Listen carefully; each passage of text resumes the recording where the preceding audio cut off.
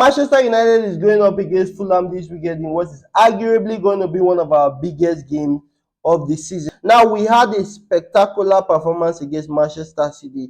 We had an even more amazing performance against the league leaders Arsenal, and that is something to be happy about.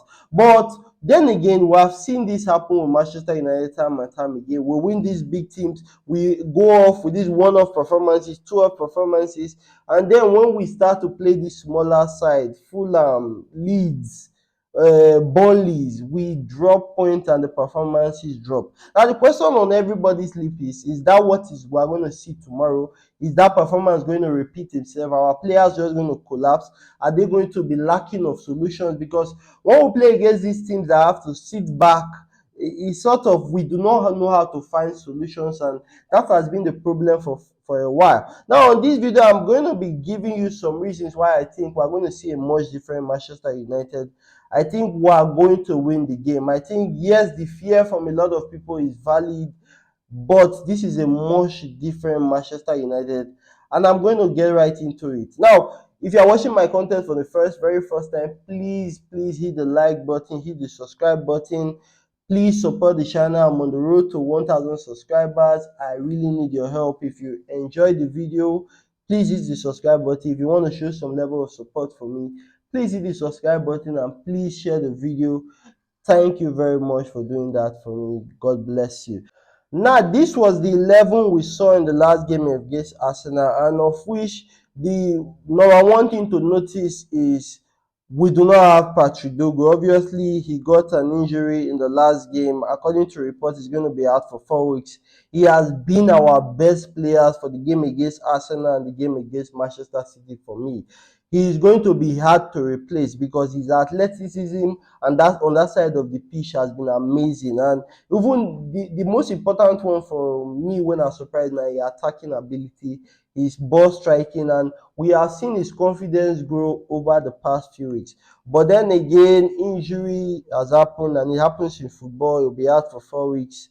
I am sorry for him because he don't hit good stride before, but then again, it happens. He will come back stronger. So obviously, we will have to find a replacement for Patrick Dogo, and I do not think we have a like-for-like replacement. The energy and the athleticism that Dogu brings on that side of the pitch, going forward and coming back, because some majority of his work against, like again in the game against Arsenal, was to come as deep as this to stop Saka. It was helping Luke Shaw block Saka on that side of the pitch, and of which he did extremely good. And when we had the ball, he was one of our attacking threats.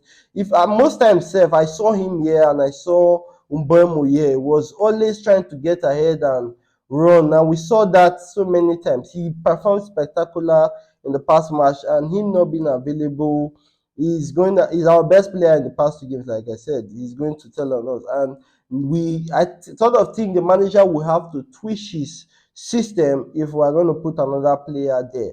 And what I think most likely we might get to see is Mbeumo going to that side of the pitch. I just think Mbeumo is probably the closest that can replicate. Now, I know a lot of people are not going to be happy because Mbeumo means you have to do the defensive duty on that side of the pitch, and he's one of our most lethal players. Yes, you would like to see him higher up the pitch, but I think he's the closest of similarity of what Patrick Dogu offers us on that side of the pitch, and I think it might just work. What we saw in the past few games was Mbeumo and Bruno Fernandes marking in this sort of fashion. I think we are still going to see that, but since we are playing against a small side like Fulham, I don't think they are probably going to be dropping deep. Against a side like Arsenal, they attack us, we have a lot of room to go at them.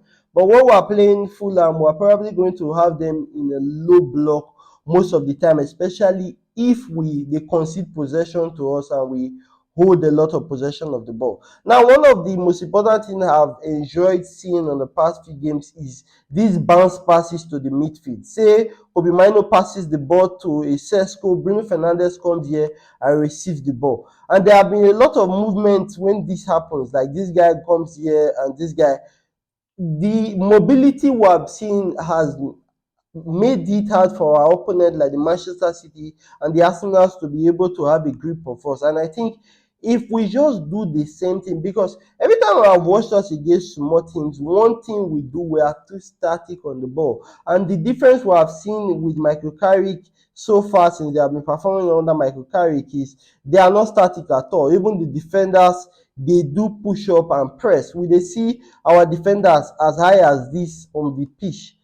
These times, during this Carrick era now, we do see our defenders push as high as this. And I think playing a game against a team like Fulham will get to see us on this shape. And I think the way we close down opponent has been a lot better. Now, the Fulham midfield is not a small midfield, especially the fact that they will have Iwobi back. So we are going to have to be able to give the same levels in the midfield like we gave against the Arsenals and the Manchester City if we want domination of this game. And for me, why I think we are going to have a different result in this match than we have had over the past few years when we had these high performances, the individuals that we have. Now think about it. You can take off Sesko and bring in Cunha, and you have to understand, bringing Cunha for the last two games, we are seeing what he brought into the squad coming from substitution, coming from the bench. It has been amazing. Having Mbeumo, having Sesko, having Amad Diallo. These are players we did not have these qualities before. Before we used to have Garnacho, Sancho, the Rashfords that were very inconsistent. But now we have these seasoned players, these more serious players in the Bombos, the Cunha, and the Seskos that are more lethal per se, that are more. You saw the opportunity. How many opportunities do we have against Arsenal? I think it was 3 opportunities, and we scored all 3 opportunities. Amazing. Now the rate at which we decide the game is, it was really important to see how we decided those games, especially the game against Arsenal. Now I think we have cutting edge. The individuals who are brought into the squad now will have cutting edge, and not to mention having certain elements in the post is a lot of security we don't get to talk about though, because we don't get to see a lot of goalkeeper mistakes. So that is something to take out of the picture. Now I think we'll see a similar movement on the pitch that we saw in the last game. But majorly, what might be different in this game now, we might be the one with majority of the ball. I think if we move the ball fast like we have done in the past 2 games, the opportunities are going to come.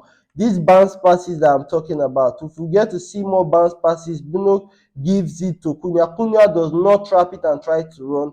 He lays it off for Kobe Mino. That is what we have been seeing in the past few games. They move past the ball and they move. And I think we'll have to give it off to Kobe Mino. Even though you have not done anything special over the past few matches, just keeping possession and doing the basics right has been something we have been missing over the past few weeks. But since Michael Carrick took over, we have been seeing some semblance of the Manchester United DNA. That cutting edge, that passing the ball with intent. And if you watch Manchester United training now, you will see the difference. They are passing the ball with intent. They are not. When under Ruben Amorim, one thing I used to really get angry at is when our centre back holds the ball, they hold it too long. They don't pass it fast enough. And I have been seeing Maguire and Martinez trade really, really good and fast passes into the midfield. And you know what? When the ball comes from, say the ball comes from a Maguire to a Fernandez, he doesn't trap it. He lays the bounce pass for a Kobe Mino. And you know what? This is what happens. When Moeda comes deep or he runs like this, Luke Shaw takes this. So the defenders, they go with Mbeumo. Kobe Mino gives the ball to Luke Shaw in possession of the ball. We have been seeing a lot of rotation on this part of the field, which has been giving us a lot of space to roam. Now, Fulham are not an easy side, though. They have a very good midfield. Having Iwobi back is a plus for them, and they are surely going to disturb us. Like what happened against Arsenal, if we take our opportunities and we play with the intensity we played against Arsenal and Fulham, we are going to win the game. Now, I'm not underrating Fulham, but I know what I saw in the past few games. If that intensity, and I've watched our training clips, if that intensity is kept, we will beat Fulham. So my prediction for the match, I'm going with a Manchester United 3, Fulham 1. Now, I would really like us not to concede, but I think Fulham are that good a side. Wilson has been in top form, and I think they are that good enough. Now, you let me know in the comment section, what is your prediction for the match? Please do not forget to hit the like button, the subscribe button. I'll see you in more videos to come.